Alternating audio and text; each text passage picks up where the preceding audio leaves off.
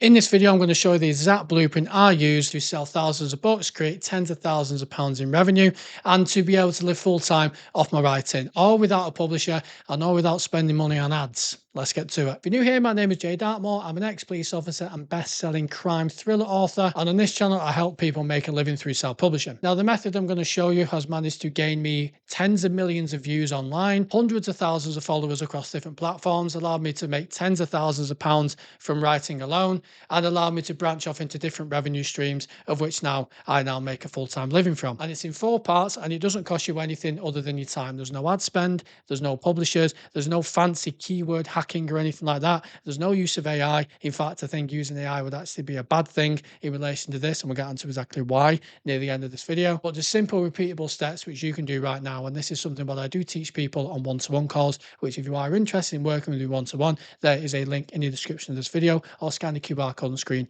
right now. So the first thing is something called lead generation. What is lead generation? You may have heard of lead generation before, but lead generation is basically getting eyeballs on your work, getting eyeballs on you.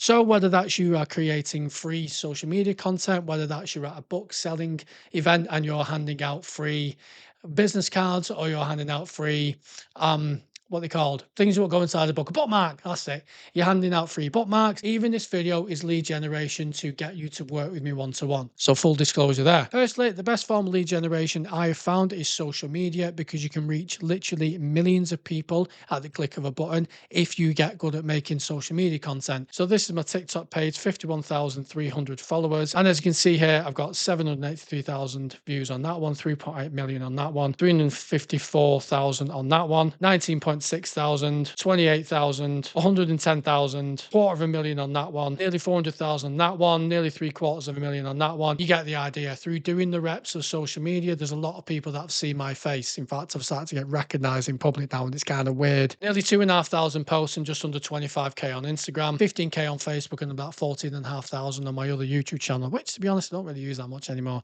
Kind of got bored with it. And each one of those clips provides entertainment to people, and then there's a call to action on the end of it. So the call to action may be click the link in the bio, or maybe showcasing the book and telling them where they can buy it. It may be to join my newsletter, so to join my email list, which is then step 2 of the sales funnel, which is squeeze. Now, I know some people out there don't like email marketing. They would much rather just make things on social media, but there's a few reasons why you shouldn't just make things on social media. The first reason is you don't own that platform. You don't own that space. My following could disappear overnight. You could build a following of 100,000, 200,000 people. If it's purely on Instagram, social media, TikTok, Facebook, whatever, you are building a following on borrowed land. It is not yours. If your account is deleted, or you get locked out, or you get hacked, you have no way of getting those followers back, and you basically lost your entire business overnight. This is why an email list is so important. So what I do is I say to people, click the link in my bio or comment the word X and I'll send you a DM. People are then expressing interest in what you're doing. So for me, if they're interested in policing, in crime thrillers, in true accounts of what happens behind the veil of society, people will want to know more, and you give them something for free. So I give the free content out, and in return, people then pass me their email address. So here's my website. You can join the community. So I say to people, if you want to be part of my exclusive community where I go deeper dives into crime and go into deeper dives into the police, join the community now. It's completely free. And then they get sent to this page. Welcome to the community. There is nowhere else for these people to go. It is the base. You click on this page, and there is one thing I want you to do, which is this. Now, what a lot of authors and a lot of business people do, something I did quite a lot earlier on, was I'd give people multiple choices. I'd say, oh, join this, but you might like this over here, or you might like this book. Oh, have you thought about joining the crime club?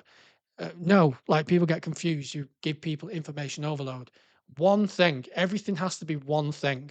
So if you are directing people to a newsletter, the only thing they should land on is the sales sign-ups page for the newsletter. People then click that. They then get entered into my email sequence, which is every couple of weeks they will get sent an email to either buy a book, join the crime club, or get a signed book box. Some product which I have, which people are there to do. People are there to enjoy and have a good time. Over time, what happens is you get more and more emails through. You get a bigger audience. The vast majority of people will never buy anything from you. They will open your emails, they will click links, but they'll never actually buy anything. And you know what? That's okay. The vast majority of people who watch your stuff will never follow you. The vast majority of people that follow you will never sign up to your email list. If you make broad content, which is still relevant to people, then you will find the people inside the mass amount of people that are going to watch your content who will then click links and sign up and then buy products. Like it's a numbers game. It's purely a numbers game. If you had to go 100 no's to get one yes, and someone said no to you, you would celebrate that because that means you are one step closer to getting a yes. The more content you put out, the more eyeballs that are on you, the more people that will follow you and join your newsletter if there is a call to action to do so. So you have to remember to put that in your content. So then people then sign up, people then join your newsletter, and then inside the newsletter, you don't just sell. Okay, so this is now the third part of the funnel. You don't just go, hi, welcome to my newsletter, buy my shit, because people will be like, well, no. And if you're just gonna pepper me with emails telling me to buy things, I'm not going to stay on here. I'm just going to leave, and I'll probably unfollow you as well. Potentially lost a potential customer, which is not something you want, of course. So what I do is I be a normal human being. I will email people once, maybe twice a week. I will email them, giving them an update on something which has been done, maybe a funny story which I found, maybe something which is happening in the world, maybe something which is happening in my community, in my world with the publishing. I'll maybe highlight a book project I'm writing. Maybe I will allude to a different product which I have, maybe a book box, maybe one-to-one coaching calls, maybe something else. But you have to make sure that the content of the email is giving value. Okay, so you have to make sure it's entertaining. If people know that you're just going to try and sell to them, they're not going to open it. So you're wasting your time. The purpose of writing emails is for people to fucking read them. Same as writing books. The purpose of writing a book is for people to read the book. Nobody's going to buy off you if you just scream at them to buy your stuff. For example, you ever been to the shop, you ever been to the shopping precinct, and there's the people there near the door, and they go, oh, excuse me, sir, have you got a moment? Like, no, I don't want to talk to you. You're trying to sell me something, and I don't want to be sold to. People don't want to be sold to. So you have to give people a reason to buy. If you write crime thrillers like I do, you don't want to just go, hi, my book's amazing, buy it, because nobody cares about you. Nobody cares about your book. Nobody gives a shit. You have to make them like you. You have to make them believe that you are worth investing the time and effort in, of which they're not going to be scammed out their money, that they're getting good value from you, and that they will enjoy what it is that you're trying to sell them. And this comes on to the AI point. Do not let AI write your emails, because AI, yes, it can write emails quickly, but the content is shit. Be a human being, be a person. In a time where AI is saturating the market with everything, it's never been more important to actually be a human being and stand out. And it's never been easier to stand out simply by just being you. And then this leads us to the fourth part, which is scale. Okay. So we start with free stuff, get eyeballs on us by making really good content. We then attract people to our newsletter so that we own the audience. We then communicate in a human way. We are funny, we are articulate, we are charismatic, we are interesting in our emails. And then inside the email, we then point to something which we would like the customer to do. We don't put 3 or 4 different links in our emails. We put one link in, and that is the thing what we want that customer to do. So, for example, in my emails, if I'm talking about murder and bloodshed and death, I may then go, have you checked out this gritty crime thriller, which I have? If I'm talking about police procedurals or something what's in the news, I will then point to my police memoir. If I'm talking about a crime thriller series on the TV, I will then talk about, have you read my crime thriller series, because they have overlapping themes, and if you like this, you'll like this. Make sure it's relevant to what it is you're actually trying to sell, because there is no point in talking about daffodils if you are then trying to sell a splatterpunk novel. Like, the two just do not, it just doesn't work. The person who's most likely to buy off you is the person who's already bought off you. So you are increasing the average life spend of a customer.